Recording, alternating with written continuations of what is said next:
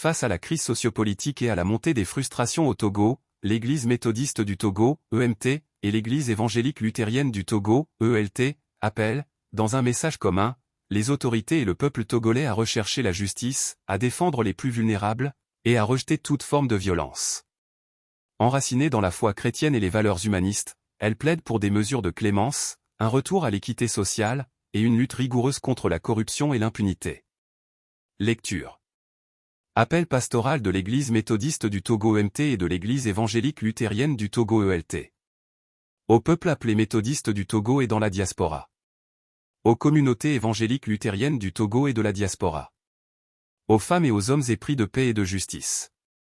Aux femmes et aux hommes de bonne volonté. Chères sœurs, chers frères. Apprenez à faire le bien, recherchez la justice, protégez l'opprimé. Faites droit à l'orphelin, défendez la veuve. Ésaïe 1, 17.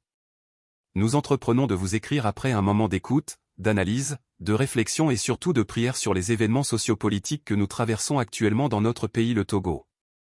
Notre souci est de chercher à comprendre les mobiles profonds, tant matériels que spirituels qui semblent nous entraîner dans un nouveau cycle de convulsions. Nous reconnaissons que notre vivre ensemble et notre marche en tant que peuple vers le progrès ne saurait être une marche linéaire.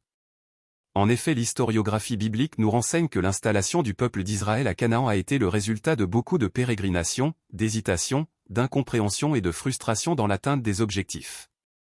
L'épisode de la création du veau d'or démontre à suffisance que dans cette quête de liberté, le peuple d'Israël a aussi connu des crises de gouvernance.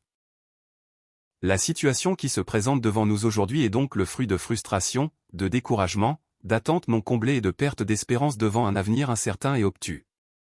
Un constat. Malgré les mesures de mitigation prises pour faire face à la pandémie de la Covid-19, il faut souligner que cette crise, comme un séisme, continue de se manifester par des répliques sur la vie sociale et économique de nos concitoyens. Nous assistons impuissants au phénomène de la cherté du coût de la vie avec la valse effrénée des étiquettes sur les marchés. Ces augmentations des prix impactent de façon significative la vie des populations, notamment celle des couches vulnérables, accentuant ainsi les inégalités sociales, véritable moteur de frustration et de contestation. Par ailleurs, nous constatons le développement d'une néo-bourgeoisie ostentatoire, provocante et méprisante, dont le comportement contraste avec nos valeurs traditionnelles de solidarité, du respect de l'autre et du vivre ensemble.